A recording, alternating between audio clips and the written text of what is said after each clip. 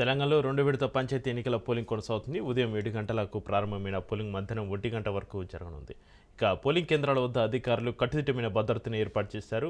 2 విడతలో మొత్తం 4332 గ్రామ పంచాయతీలకు ఎన్నికలు జరుగుతున్నాయి. ఇప్పటికే 415 సర్పంచ్ స్థానాలు, 8307 వార్డులు ఏకగ్రీవమయ్యాయి.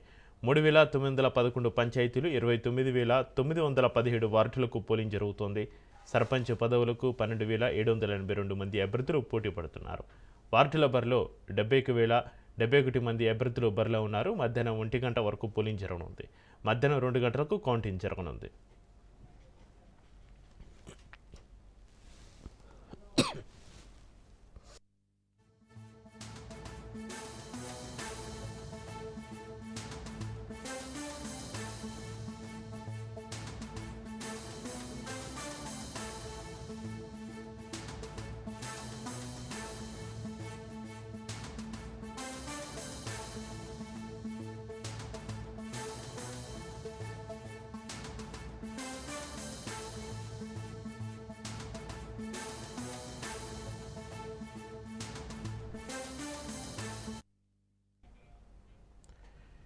తెలంగాణలో 2 విడత పంచాయతీ ఎన్నికల పోలింగ్కు సంబంధించి మరింత సమాచారాన్ని మా ప్రతినిధి సైదులు లైవ్లో అందిస్తారు. సైదులు, తెలంగాణలో 2 విడత పంచాయతీ ఎన్నికల పోలింగ్ ఏ విధంగా కొనసాగుతుంది?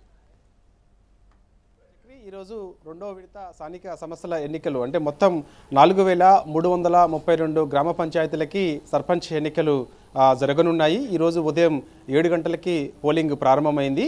మధ్యాహ్నం 1 గంటకి పోలింగ్ ముగుస్తుంది. సో ఇక లంచ్ అవర్ గంట ఉంటుంది. 1 గంట నుంచి 2 గంటల వరకు కూడా పోలింగ్ సిబ్బంది ఎవరైతే ఉన్నారో వారందరూ కూడా లంచ్ చేస్తారు. సో ఇక మధ్యాహ్నం 2 గంటలకి కౌంటింగ్ ప్రారంభమవుతుంది. సో ఇక దాదాపుగా 5 నుంచి 5 గంటలకి లేదా 6 గంటల వరకు కూడా అంటే 3-4 గంటలలో ఫలితాలు వచ్చే అవకాశం ఉంది అన్ని గ్రామ పంచాయతీలకు సంబంధించి. ప్రస్తుతం 2వ విడతలో భాగంగా 4332 గ్రామ పంచాయతీలు ఉన్నాయి కాబట్టి అందులో కొన్ని ఏకగ్రీవం అయ్యాయి, కొన్ని వార్డులు కూడా ఏకగ్రీవం కావడం జరిగింది.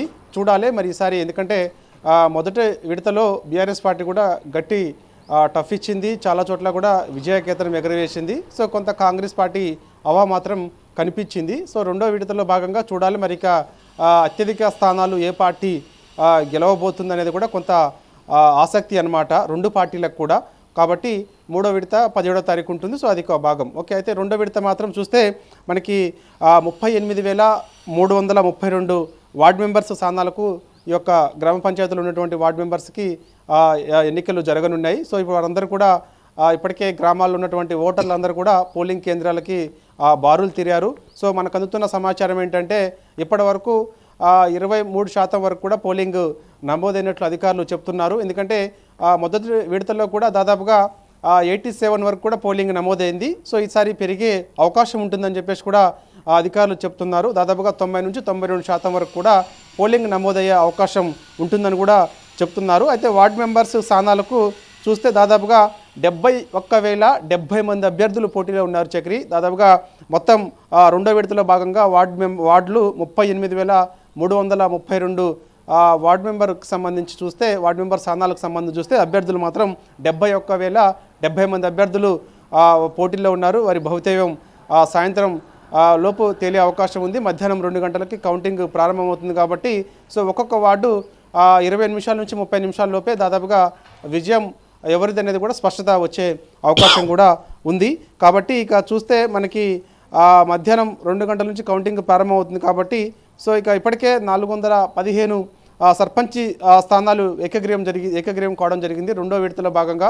అంటే గతంతో పోలిస్తే ఈసారి 2వ విడతలో అత్యధికంగా ఏకగ్రీవం అయినటువంటి స్థానాలు అనమాట. కొంచెం మొదటి విడతలో కొంచెం తక్కువగా ఉన్నప్పటికీ 2వ విడతకు వచ్చేసరికి కొంచెం 415 గ్రామాల్లో సర్పంచులు ఏకగ్రీవం కావడం జరిగింది. అదేవిధంగా కొన్ని వార్డులు కూడా ఏకగ్రీవం కావడం జరిగింది. మొత్తం ఇంతకుముందు మనం చెప్పుకున్నట్టుగా 38,332 వార్డులకు సంబంధించి చూస్తే అందులో 8,307 వార్డులు ఏకగ్రీవం కావడం జరిగింది. కాబట్టి మొదటి విడత కంటే కూడా 2వ విడతలో భాగంగా వార్డులు కూడా ఎక్కువగా ఏకగ్రీవం కావడం జరిగింది. కాబట్టి ఇప్పుడు మనకు అందుతున్న సమాచారం ఏంటంటే 23% వరకు కూడా పోలింగ్ నమోదైంది. అక్కడక్కడ అడపాదడపా కొంత ఘర్షణాత్మకమైనటువంటి వాతావరణం కొన్ని గ్రామాల్లో ఉంది. పటిష్టమైన భద్రత ఏర్పాటు చేశారు. సో ఇక ఓటర్లు అందరూ కూడా తమ యొక్క ఓటు ఉన్నటువంటి ఐడి కార్డు లేదంటే ఓటర్స్ అక్కడ ఉన్నటువంటి స్లిప్ ఒకటి ఇస్తారు. కాబట్టి ఆ స్లిప్ తీసుకొని వస్తే ఓటు హక్కు స్వేచ్ఛగా వినియోగించుకొని వెళ్ళొచ్చు. బ్యాలెట్ కాబట్టి సో వాళ్ళందరూ కూడా ఓటు హక్కు వినియోగించుకునే అవకాశానికి సంబంధించి కూడా ఏర్పాట్లు అధికారులు చేయడం జరిగింది. 7 గంటల నుంచే గ్రామాల్లో పోలింగ్ ప్రారంభమైంది. కాబట్టి మన గ్రామాల్లో ఏంటంటే ఎక్కువగా ఉదయం పూటే అందరూ కూడా తమ యొక్క ఓటు వినియోగించుకొని తమ యొక్క పొలం పనులకు వెళ్తుంటారు. కాబట్టి సో ముందుగానే వారందరూ కూడా ఆల్రెడీ పోలింగ్ కేంద్రాలకి బారులు తీరారు. కొన్ని సమస్యాత్మక ప్రాంతాలు కూడా గుర్తించడం జరిగింది. అక్కడ కొంత ఎక్కువగా పోలీస్ బలగాలు కూడా మోహరించున్నాయి. అక్కడక్కడ కొంత ఘర్షణాత్మకమైనటువంటి వాతావరణం ఉన్నది. సో అక్కడ అంతా కూడా పోలీసు వాళ్ళందరినీ కూడా చెదరగొట్టి పంపించే ప్రయత్నం చేశారు. ప్రస్తుతమైతే రాష్ట్ర వ్యాప్తంగా కూడా పోలింగ్ చాలా ప్రశాంతంగా రెండో విడత స్థానిక సంస్థల ఎన్నికలకు సంబంధించినటువంటి పోలింగ్ ప్రశాంతంగా కొనసాగుతుంది. కాబట్టి సో ఇక మధ్యాహ్నం 1 గంట వరకు కూడా దాదాపుగా పోలింగ్ ప్రక్రియ ముగుస్తుంది. 90 నుంచి 92% వరకు కూడా ఈసారి పోలింగ్ శాతం నమోదయ్యే అవకాశం ఉన్నట్లు కూడా అధికారులు అయితే చెప్తున్నారు. చక్రి అయితే సైదులు పోలింగ్ ముగిసే సమయానికి 2వ విడత పంచాయతీ ఎన్నిక పోలింగ్ శాతం పెరిగే అవకాశం ఉందా? తప్పకుండా చక్రి, మొదటి విడత కంటే కూడా రెండో విడత పోలింగ్ శాతం పెరిగే అవకాశం ఉంటుందని కూడా అధికారులు చెప్తున్నారు. ఎందుకంటే ఇప్పుడు మనం అందుతున్న సమాచారం ఏంటంటే ఇప్పటి వరకు 23% పోలింగ్ నమోదైందంటే దాదాపు ఖచ్చితంగా మధ్యాహ్నం 1 గంట వరకు కూడా మనకి దాదాపుగా 90 నుంచి 92% వరకు కూడా నమోదయ్యే అవకాశం ఉంటుందని చెప్పేసి కూడా అంటున్నారు. కాబట్టి చూడాలి మరి అంత నమోదవుతుందా లేకపోతే 80 నుంచి 85 వరకు నమోదవుతుందా ఏంటనేది కూడా మరి కాసేపట్లో మనం ఒక అధికారులు అంచనా వేసి మనకి తెలియపరుస్తారు. ప్రస్తుతం అయితే మాత్రం పోలింగ్ కేంద్రాల వద్ద మాత్రం ఓటర్లందరూ కూడా బారులు తిరిగారు. తమ యొక్క ఓటు హక్కును స్వేచ్ఛగా వినియోగించుకుంటున్నారు. సో ఇక ఇప్పటికే అధికారులు కూడా చెప్పడం అక్కడ అనౌన్స్ చేస్తున్నారు. ఎటువంటి ప్రలోభాలకు లొంగకుండా గ్రామస్తులందరూ కూడా తమ యొక్క ఓటు హక్కును స్వేచ్ఛగా వినియోగించుకోండి అని చెప్పేసి కూడా అవేర్నెస్ కార్యక్రమాలు కూడా అక్కడక్కడ తీసుకురావడం జరిగింది. కాబట్టి రెండో విడత మాత్రం మొత్తం మన రాష్ట్రంలో రెండో విడత స్థానిక సంస్థల సర్పంచ్ ఎన్నికలకు సంబంధించి చూస్తే 4332 గ్రామ పంచాయతీల ఎన్నికలకు సంబంధించి పోలింగ్ ఉదయం 7 గంటలకు ప్రారంభమైంది. మధ్యాహ్నం 1 గంటకి ముగుస్తుంది. సాయంత్రం 6 నుంచి 7 గంటల లోపు ఫలితాలు కూడా వచ్చే అవకాశం ఉంది. కొన్ని చోట్ల కొంత లేట్ అవుతుంది. ఎందుకంటే పోయినసారి ఒకసారి చూస్తే మొదటి విడత చూస్తే రాత్రి 10, 11, 12 అయిన సిచ్యువేషన్ కూడా ఉన్నది. కాకపోతే ఈసారి కూడా మరి అలా ఉంటుందా ఏంటిది అనేది కూడా తెలియాల్సి ఉంది. సో బ్యాలెట్కి సంబంధించి ఓటు హక్కు స్వేచ్ఛగా వినియోగించుకోవాలి. కాబట్టి ఒక ఓటర్లు ఎవరు కూడా తమ యొక్క మొబైల్ ఫోన్స్ లోపలికి తీసుకెళ్లకుండా అక్కడే డిపాజిట్ చేసి లోపలికి వెళ్ళి ఓటు హక్కు స్వేచ్ఛగా వినియోగించుకునే అవకాశం ఉంటుంది.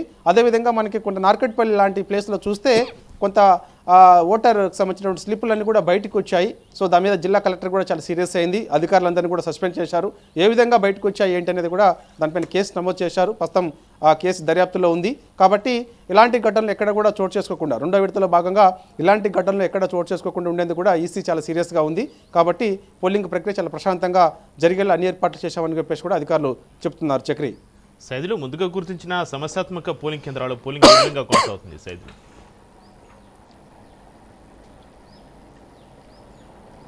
సైదులు చక్రి సైదులు ముందుగా గుర్తించిన సమస్యాత్మక పోలింగ్ కేంద్రాల్లో పోలింగ్ ఏ విధంగా కొనసాగుతుంది? అక్కడ పర్యవేక్షణ ఏ విధంగా ఉంది? అధికారుల పర్యవేక్షణ చక్రి మనకి చక్రి రెండో విడతలో భాగంగా మొత్తం ఉన్నటువంటి 4332 గ్రామ పంచాయతీలు చూస్తే దాదాపుగా 700 నుంచి 800 వరకు సమస్యాత్మక గ్రామ పంచాయతీలుగా గుర్తించారు అధికారులు. సో అక్కడ స్టేట్ బలగాలు మోహరించున్నాయి. అక్కడ సీసీ కెమెరాలు కూడా ఏర్పాటు చేయడం జరిగింది.